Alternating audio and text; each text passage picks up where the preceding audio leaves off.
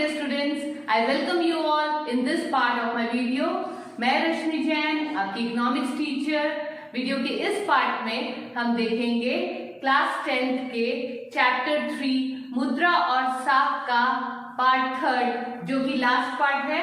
और इस वीडियो के साथ एक प्लेलिस्ट भी है जिसमें आपको कुछ इंपॉर्टेंट MCQs भी मिलेंगे। अगर आपने अब तक मेरे चैनल को सब्सक्राइब नहीं किया है तो जल्दी से इसे सब्सक्राइब कर लें। बच्चों, चैप्टर 3 मुद्रा और साख के पिछले 2 वीडियोस पार्ट 1 और पार्ट 2 में अब तक आपने जाना कि मुद्रा विनिमय का एक माध्यम है। मुद्रा के प्राचीन और आधुनिक रूपों को आपने जाना, बैंकों की कार्य प्रणाली को समझा, बैंकों की ऋण संबंधी गतिविधियों को जाना, साख की कौन कौन सी 2 विभिन्न स्थितियां होती है वो आपने देखा, ऋण की क्या क्या शर्तें होती हैं, विभिन्न प्रकार के साख प्रबंध कौन कौन से होते हैं और किस प्रकार में सहकारी समितियों से ऋण प्राप्त हो सकता है। इस चैप्टर के लास्ट वीडियो में पार्ट 3 में हम देखेंगे कि हमें कौन कौन से पॉइंट्स को कवर करने हैं। हम देखेंगे भारत में औपचारिक क्षेत्रक में साख और साथ ही साथ अनौपचारिक क्षेत्रक में साख, ऋण के औपचारिक और अनौपचारिक क्षेत्रकों में क्या अंतर है और निर्धनों के स्वयं सहायता समूह के बारे में हम इस पार्ट में जानेंगे। तो सबसे पहले हम देखते हैं भारत में औपचारिक क्षेत्रक या फॉर्मल सेक्टर में साख। औपचारिक क्षेत्र में बैंकों और सहकारी समितियों से लिए गए कर्ज आते हैं।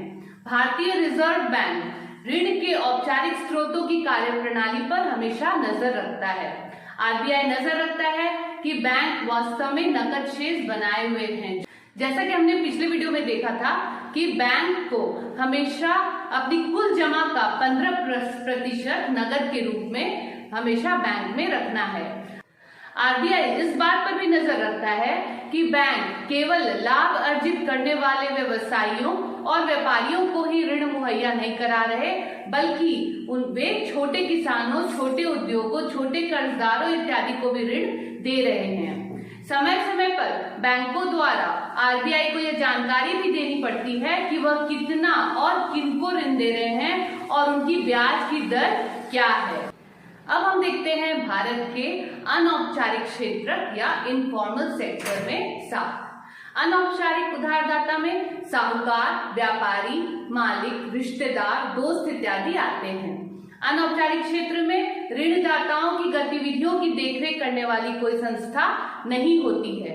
ये ऐच्छिक ब्याज दरों पर ऋण दे सकते हैं। इनकी ब्याज दरें ऊंची होती हैं। उन्हें नाजायज तरीकों से अपने पैसे वापस लेने से रोकने वाला कोई नहीं है।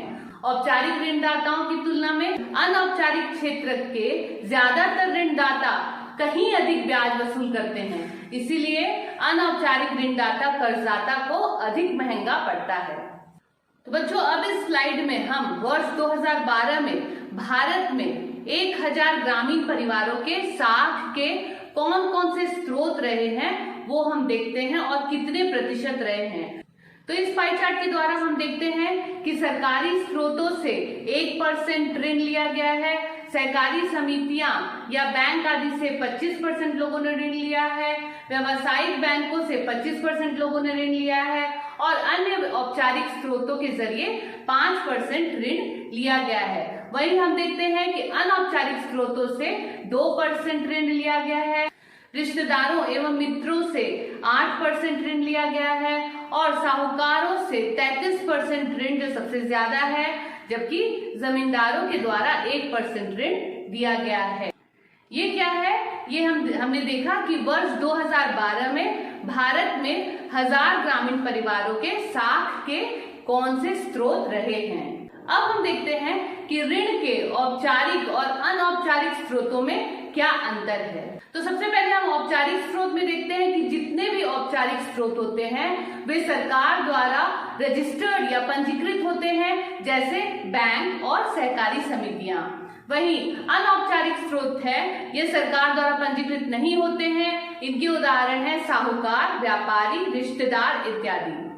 औपचारिक स्रोतों में जब ऋण लिया जाता है तो उनकी ब्याज दरें निश्चित होती है, जबकि अनौपचारिक स्रोतों से अगर ऋण लिया जाए तो उनकी ब्याज दरें निश्चित नहीं होती। वे उन साहूकारों व्यापारियों पर निर्भर करती है। औपचारिक स्रोतों से ऋण लेने वाले कर्जदारों का शोषण नहीं होता है, जबकि अनौपचारिक स्रोतों से ऋण लेने पर कर्जदारों का शोषण होता है। औपचारिक स्रोतों की निगरानी आरबीआई रखती है, जबकि अनौपचारिक स्रोतों की निगरानी करने के लिए कोई ऐसी संस्था नहीं है। औपचारिक स्रोतों का उद्देश्य सामाजिक कल्याण के लिए ऋण प्रदान करना है, जबकि इसके विपरीत अनौपचारिक स्रोतों का उद्देश्य केवल और केवल लाभ कमाना होता है। अब इस स्लाइड में हम देखते हैं कि शहरी परिवारों द्वारा लिए गए कुल ऋण का कितना प्रतिशत औपचारिक तथा कितना प्रतिशत अनौपचारिक था। इसमें जो ब्लू कलर का एरिया है वो अनौपचारिक स्रोत में ऋण का प्रतिशत दिखाता है, और जो येलो कलर वाला एरिया है वह औपचारिक स्रोत में ऋण का प्रतिशत को दिखलाता है।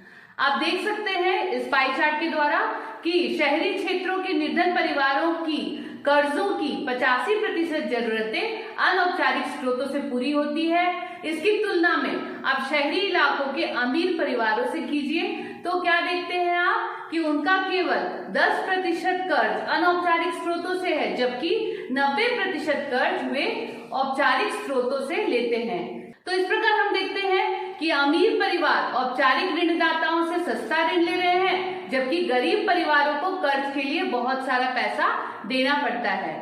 तो इससे हम ये समझते हैं कि औपचारिक स्रोत अभी भी ग्रामीण परिवारों की कुल ऋण जरूरतों का मात्र 50% ही पूरा कर पाते हैं, बाकी जरूरतें अनौपचारिक स्रोतों से पूरी होती है। जबकि हमने ये देखा कि अनौपचारिक ऋणदाताओं से लिए गए उधार पर आमतौर से ब्याज की दरें बहुत अधिक होती हैं और यह कर्जदाताओं की आय बढ़ाने का काम बहुत ही कम कर पाता है। तो इन सभी परिस्थितियों को देखते हुए ऐसा लगता है कि अगर ऋण अनौपचारिक स्रोतों से लिया जाए तो ऋण की लागत ऊंची हो जाती है, और इसका अर्थ है कि कर्जदार का अधिकतर हिस्सा ऋण की अदायगी में ही खर्च हो जाता है।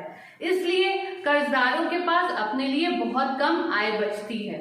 कुछ मामलों में तो ऐसा भी होता है कि ऋण की ऊंची ब्याज दरों के कारण कर्ज वापस करने की रकम कर्जदार की आय से भी अधिक हो जाती है।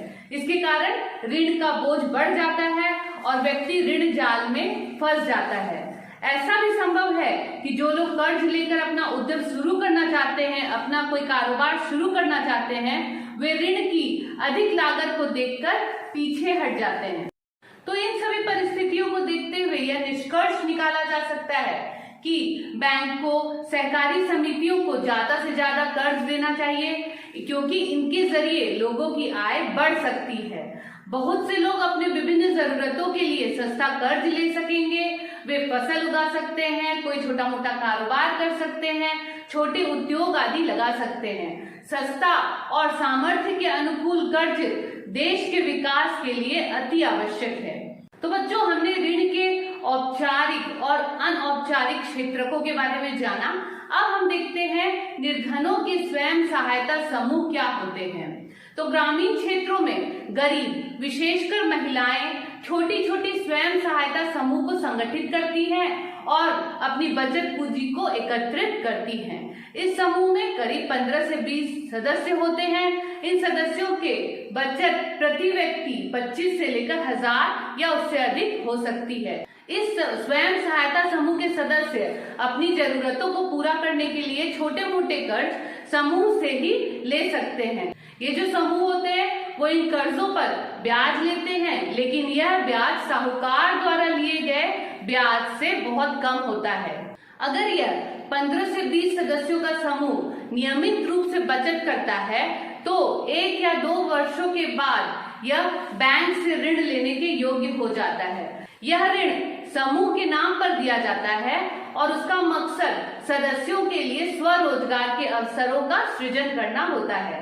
उदाहरण के लिए सदस्यों को छोटे छोटे कर्ज, अपनी गिरवी जमीन छुड़वाने के लिए या कार्यशील पूंजी की जरूरत, बीज, खाद, बांस, कपड़े खरीदने के लिए, घर बनाने के लिए, सिलाई मशीन खरीदने के लिए, हथकरघा, पशु इत्यादि संपत्ति खरीदने के लिए ये छोटे मोटे कर्ज दिए जाते हैं।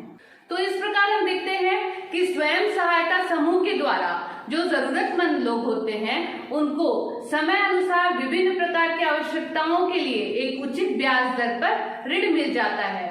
यह समूह ग्रामीण क्षेत्र के गरीबों को संगठित करने में भी मदद करता है। इससे न केवल महिलाएं आर्थिक रूप से स्वावलंबी हो जाती हैं, बल्कि समूह की नियमित बैठकों के जरिए लोगों को एक आम मंच मिलता है, जहां सामाजिक विषयों जैसे स्वास्थ्य, पोषण और घरेलू इंसाफ आदि पर आपस में चर्चा भी कर पाते हैं। अब हम बात करते हैं बांग्लादेश के ग्रामीण बैंक की, जो कि विश्व प्रसिद्ध है। बांग्लादेश ग्रामीण बैंक का उचित ब्याज दरों पर गरीबों की ऋण जरूरतों को पूरा करने का एक बड़ा सफल इतिहास रहा है। इस बैंक की शुरुआत 1970 में बहुत ही छोटे पैमाने पर हुई थी। वर्ष 2018 में ग्रामीण बैंक के अब 9 लाख सदस्य हैं, जो बांग्लादेश के 81,600 गांव में फैले हुए हैं। इससे ऋण लेने वाले ज्यादातर महिलाएं हैं, जिनका संबंध समाज के गरीब तबके से है।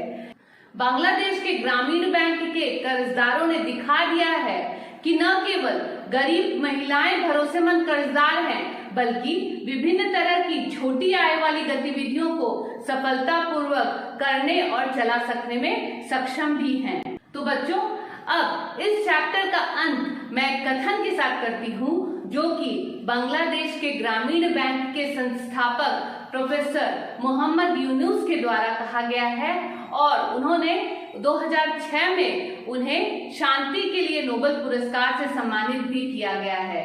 उनका कथन है, अगर गरीब लोगों को सही और उचित शब्दों पर ऋण उपलब्ध कराया जाए तो लाखों छोटे लोग और लाखों छोटी छोटी गतिविधियों के जरिए विकास का सबसे बड़ा चमत्कार कर सकते हैं। तो बच्चों, इस प्रकार आपने वीडियो के इस पार्ट में जाना कि ऋण जो है वो विभिन्न स्रोतों से उपलब्ध हो सकते हैं। वे स्रोत कौन कौन से हैं? औपचारिक और अनौपचारिक दोनों तरह के स्रोत हो सकते हैं। औपचारिक और अनौपचारिक ऋणदाताओं में ऋण की शर्तों में बहुत फर्क होता है, आपने इसके अंतर को जाना है। वर्तमान समय में अमीर परिवार औपचारिक स्रोतों से ऋण लेते हैं, जबकि गरीबों को अब भी अनौपचारिक स्रोतों पर निर्भर रहना पड़ता है। तो यह अनिवार्य है कि औपचारिक क्षेत्रों के कुल ऋणों में वृद्धि की जाए, ताकि महंगे अनौपचारिक ऋण पर से निर्भरता कम हो। साथ ही बैंकों और सहकारी समितियों इत्यादि से गरीबों को मिलने वाले औपचारिक ऋण का हिस्सा भी बढ़ना चाहिए। ये दोनों कदम भारत के विकास के लिए अत्यंत आवश्यक है। तो बच्चों, वीडियो के इस पार्ट के साथ ये चैप्टर यहीं समाप्त होता है। आपको इस वीडियो के साथ एक प्लेलिस्ट मिलेगी, जिसमें कुछ इंपॉर्टेंट एमसीक्यूज हैं जो आपके एग्जाम्स के लिए लाभकारी हो सकते हैं। तो बच्चों, मेरे वीडियो को लाइक, शेयर और सब्सक्राइब करना ना भूलें, और 4th चैप्टर के वीडियो की नोटिफिकेशन आपको मिल जाए, उसके लिए बेल आइकॉन को क्लिक करना ना भूलें। Thank you.